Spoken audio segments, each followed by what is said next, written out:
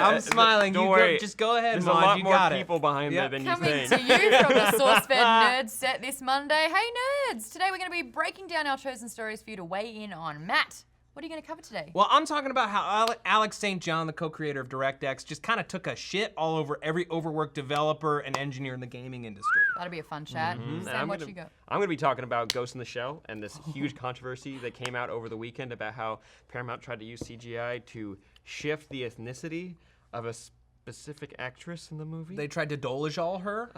We'll get into it. It's a lot of fun. Can't wait. And I'm Maude Garrett. I'm going to kick things off by talking about Jared Leto and what else he's doing to prepare for the Joker. Now, Jared Leto, I want to know from you, is he taking it too far? Method actors, am I right? So basically, during Suicide Squad, he remains in costume and in character on set. There is no Jared Leto. It is only the Joker. That's what I heard. Yeah. And then, of course, he decided to show his relationship with his co-stars by sending them gifts, like Margot Robbie, who plays Harley Quinn, his girlfriend, sent her a rat, which she decided to keep because it's kind of inhumane to kill animals. Seriously, back. like a sweet Who little returns a rat. pet? Yeah. He also sent the cast a dead hog, just One hog for the whole cast? One hog. not even cooked. Like, it wasn't nice. It was just a dead animal. And then recently, he took it a step further by sending used condoms, anal beads, and sticky Playboy magazines. Jared Leto has spoken out saying the Joker is somebody who doesn't really respect things like personal space or boundaries. No shit. So now he's setting the tone with his co-stars. That's all done. What is he doing to ensure his great acting? Well, he met with actual psychopaths and people who committed horrendous crimes. As you do. Of course. He spoke out saying, I did meet with people that were experts, doctors, psychiatrists that dealt with psychopaths, and people who had committed horrendous crimes. And then I spent some time with these people themselves, people who have been institutionalized for great periods of time. He's saying here, he's saying he had to be as committed as possible. He says, I had to be committed beyond belief. I did what I needed to do to deliver the best I possibly could. Guys, this is sounding a little deranged. A little bit. I don't think so. Is this just research?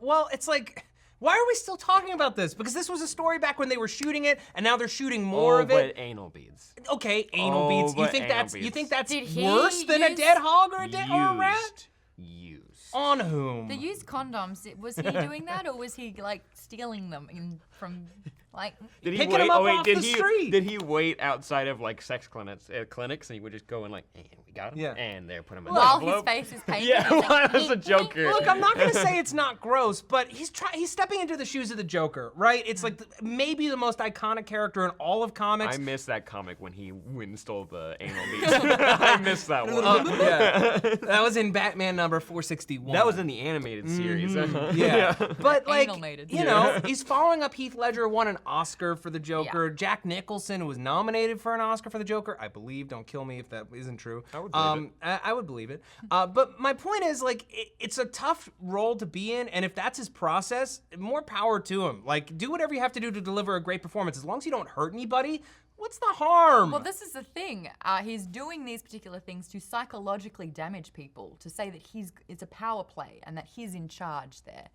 Oh, for the role, like with everything he When is he's doing. as the Joker, that's what he's trying to do to Well, his that's co-host. not nice. And if you're an actor and you don't do method acting, you're kind of like, I'm gonna spend how many months with this guy? Yeah, I'm sure like they were all relieved when the shoot was over, and then it was like, we're doing reshoots. It's like, no. God. He that probably took a couple weeks to get into like Get how back into character. Heath Ledger locked himself inside of a hotel Yes. room for Yes. like a month. Yeah. There must be so hard to get into a place that is the Joker, Yeah. and then to pull yourself out of it must be like therapy or something. Yeah. Jack Nicholson actually rang up Heath Ledger when he got the role of the Joker and just said, this role will really do a number on you, so just watch yourself with it. And it did do a number on him. I don't think he really ever recovered from that. So Jared Leto, I mean, he's been in the business for over 2 decades.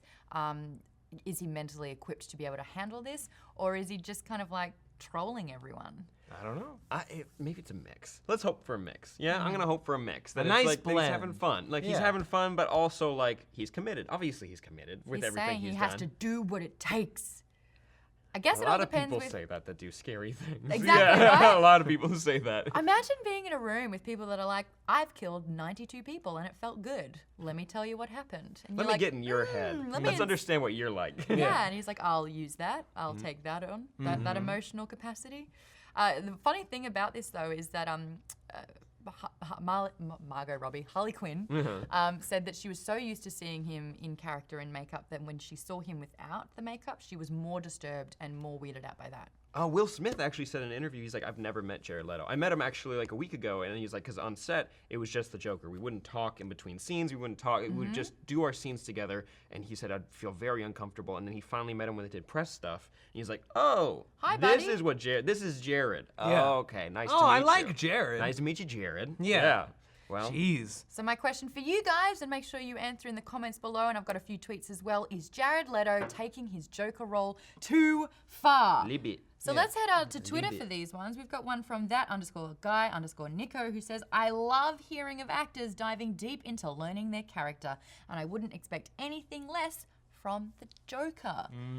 Sure. I would like to see a documentary on what he did, like just like a vlog series maybe. Does Sure. the Joker have It's a like vlog? maybe Behind the 20 scenes. minutes. Yeah. He would actually do videos and send them to the cast when he was in character as well. And the first time that happened, the cast was like, oh, this is legit.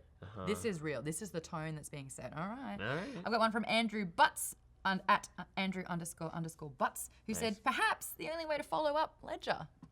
And I think that there is, some validation in that He there is did a set lot the of bar pressure. high. Ooh, yeah, he was an iconic role. And the last one I've got here is from Ian Beeson, at Ian Beeson, who says, I don't think his method is sincere. It's all probably a promotional stunt for him to gloat about. Oh, do you wow. think That's a about that? negative way of looking at Jared Leto. I Yeah. don't think so. I look, this character, to perform as this character, to be a fucking psychopathic, to be the kind of person who considers killing thousands of people a joke, like the Joker does, that takes a lot out of a person. You can't just do that for fun and expect it to show up on screen and be effective. You know that old joke where it's like, oh, I looked up the word ugly in the dictionary and I saw your face there. You know that? Whenever anyone thinks crazy, the immediate image that goes into people's heads is the Joker. Yeah. Flat out. He is the embodiment of just insanity and paranoia and psychopaths. Right. So it's difficult. Well, I mean, let's see when the movie comes out, if it worked or not. Yeah. There you go. Think it Cool. will. That's All me right. done. So I want to talk about Alex St. John. He's the co-creator of DirectX, and he wrote an article that went crazy viral over the weekend among gaming circles. Basically, he said that every single developer in the industry should be glad that they have a job and should be thankful for 80-hour work weeks, mandatory unpaid overtime, aka crunch, and that they should stop bitching about moving a mouse for a living because it's not a real job. And he also said that making games is art, not work. Which, coming from the producer of Axe Body Spray Pogo Extreme, a great piece of art available for iOS. I actually missed out on that. I'm so sorry. Shit. He's basically saying that all engineers are just underappreciated whiners. That they're just big whiners, and they should be grateful for everything that they have. When frankly, this practice of crunch has been ruining people's lives and relationships for, I don't know, close to a decade. Let's talk about this guy. This guy isn't really the benchmark of how a normal person grows up. No, because he grew up in a cabin in Alaska with no running water. He had a hard life, and he considers fast food, he said in his article, he considers fast food a luxury. In his opinion, you should just be grateful for having money. You should be grateful for having light, which on a level, sure, but this is also society. So people have come to expect certain things being able to see their, wife or husband or girlfriend or boyfriend. Having balance in their life. Having some kind of balance, not having to sleep at the office day after day after day. He wrote up this big PowerPoint that I found on his website. You can totally check it out there, where he talks about all the people you should look for when you're staffing. And he says that the holy grail of staffing is the undiscovered Asperger's engineer who has no time, nothing but time on their hands, will marry the first girl that they date, will just stay at work for undisclosed hours on end and just has no social skills. And will not complain. Not a peep. complain. Will not complain. Not one bit. And there are a lot of people who are saying that like this guy's very much out of touch, that the kind of working style that he's talking about maybe made sense for, his Microsoft DirectX team at the time, back in the mid to late 90s. But now when you're working on a game of such massive size and you're using your brain to actively problem solve and fix bugs in a massive, massive machine, you need to be able to have some kind of work-life balance in order to function. Actually, now that I've thought about it, I've heard like Microsoft, obviously I've never experienced it, but I've heard that Microsoft's workplace is extremely competitive. It's like every single department, regardless of if you're working on similar projects or not, are always competing with each other. Right. Everybody is competitive, I can so this understand mentality makes sense. in a work environment how that's aiding productivity, but at the same time, there needs to be a limit. Of There course. needs to be like all right, stop. Switch off, do something for you, have some sort of balance in your life. A reward is going home. I think this crunch period that they're talking about, where it's like deadlines looming,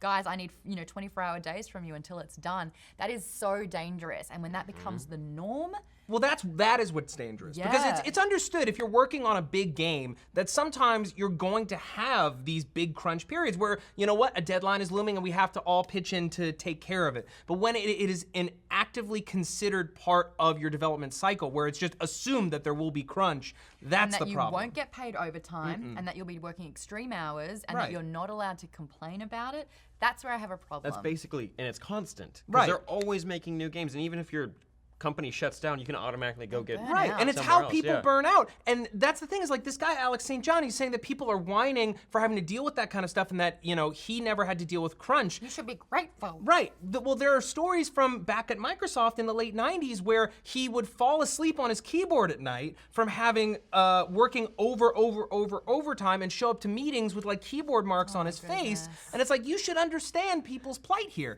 Now, I went to Twitter and I asked people if they feel that the developers maybe should unionize for better conditions or if they're just whiners. Eric at Deathcore666 says game developers should quit whining. They're in a good position already. Which, Everyone's entitled to an opinion. I mean, on there's this. a difference between having a fun job and being completely like having your expectations over demanded. right.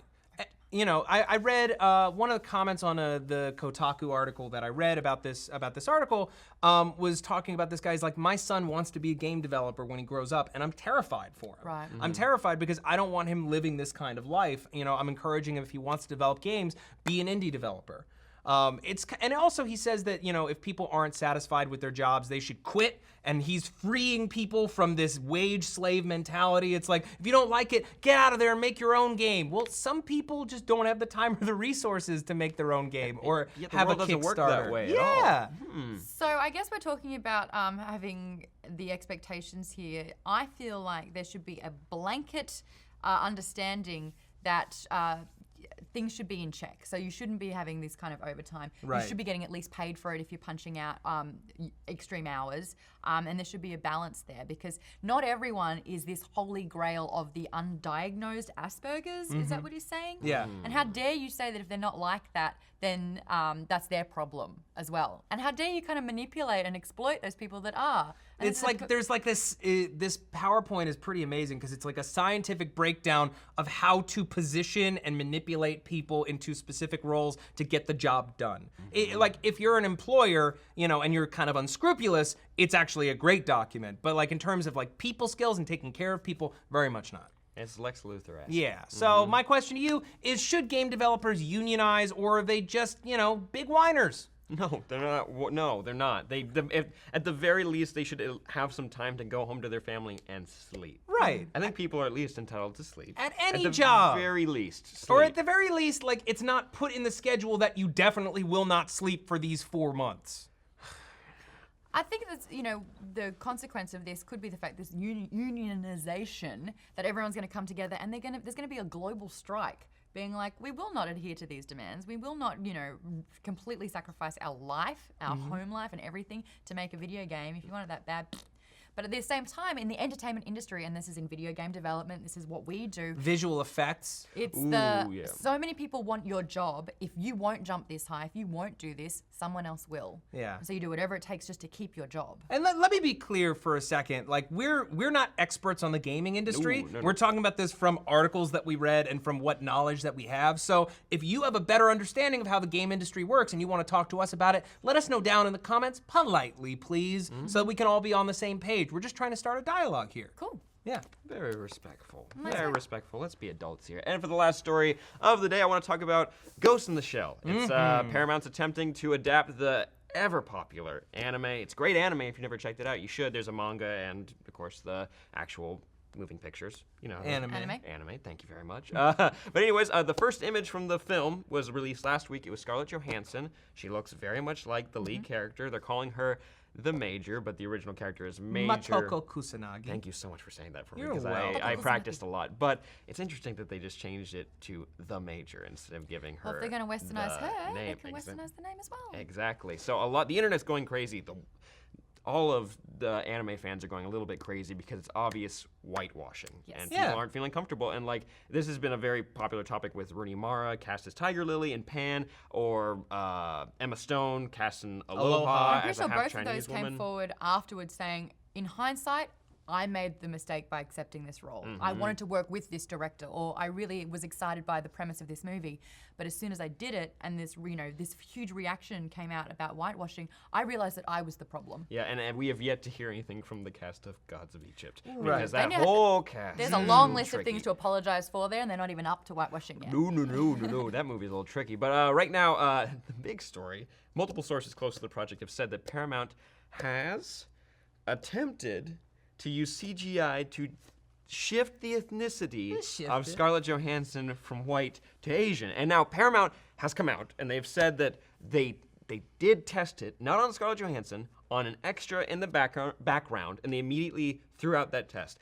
Now, that sounds like that's spin control. And like, Right. it's not great either. And based on how many sources came out saying this, it seems like they tried it. It does not mean you're gonna watch a movie with Scarlett Johansson with CGI on her face to make her look Asian, but still, you thought that was a good idea. You attempted it. Yeah. So my question to you is, what should Paramount do after all this criticism? Because you already have the problem of whitewashing and like everything that comes with that, but now you tried to correct it by changing her ethnicity instead of just hiring an actress. Kind of changing her name. They're only addressing her by her title, not by her actual first and last name. They're trying to Ooh, remove that's even every worse. last Yeah, it's bit of getting bad. Asianness from the movie. Here's what I say, Paramount. Cut your losses and cancel the damn movie. Cancel it. Because the people that you want to go see it, the fans of the anime, aren't going to go see it because they're pissed off You're at you. disrespecting them. Oh yeah. Yeah. Tim Crawford writes, "It makes me sad to know that a movie will be terrible despite being one of the greatest animes ever. Fans love this property so much." Let's be clear. It isn't necessarily going to be a terrible movie. No. It isn't necessarily going to be a terrible movie, but the people who love that property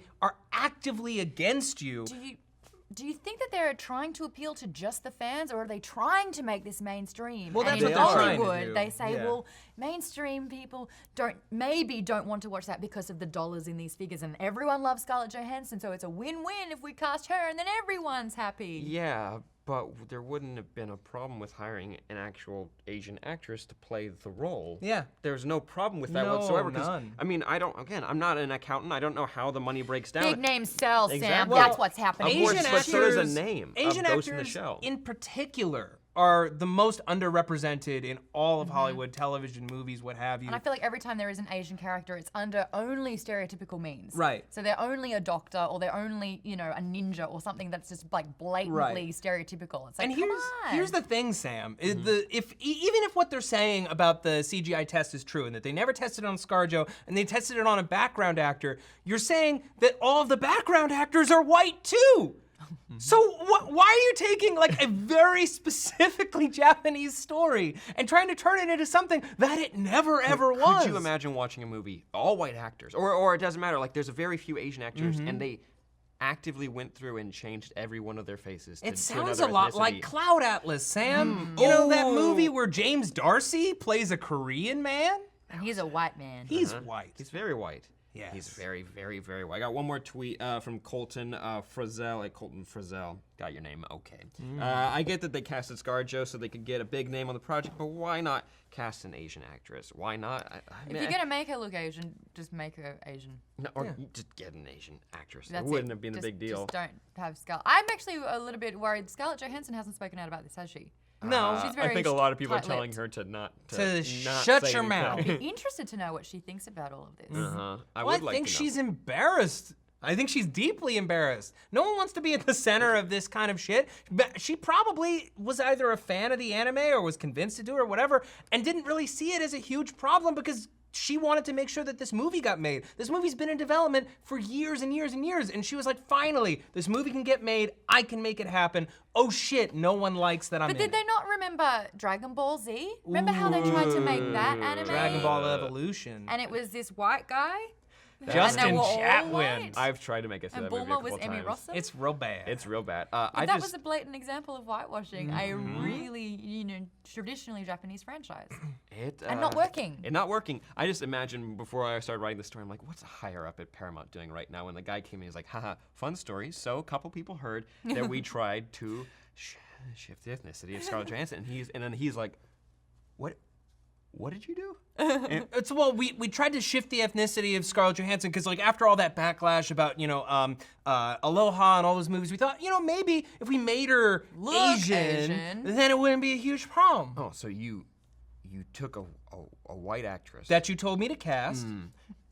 and you spent money Yes, our money. to change her ethnicity instead of just hiring an actress that would fit the role. But the dollars, we need a name. She's got a studio deal. I just would imagine my brain kind of Hollywood, leaking out of my wake up. ears if I heard that coming through. Like, one of our departments tried to do what? It seemed like a great idea at the time. Best of both worlds, brand marriage, something, Tried synergy. something, didn't work. Everyone knows about it. But- I'm fired on. I'll go. These are our opinions on this whole controversy. Want to hear from you guys. What should Paramount do after all of this Ghost in the Shell nonsense?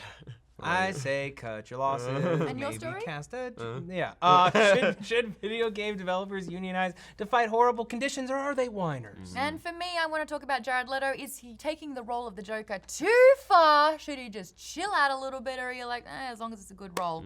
That's it from us, though. Let us know in the comments down below. Thank you to our sponsor, YouTube Red. If you want to watch all new series and movies from your favorite creators like PewDiePie, Lily Singh, Rooster Teeth, then why don't you sign up for a free trial at the link right here or in the description down below. Watch original shows uninterrupted while supporting all the creators you love. Guys, thank you so much for watching. Don't forget to like this video, comment down below, and share. I'm Sam. I'm Maude. I'm Matt. And don't forget, we do have a Facebook page. We want to hit 30,000 likes. SourceFedNERD. Make sure you give it a old click there. Yeah. Go like it. Thanks, guys. Ooh. Bye-bye. Bye-bye. Do we want to try that? Uh,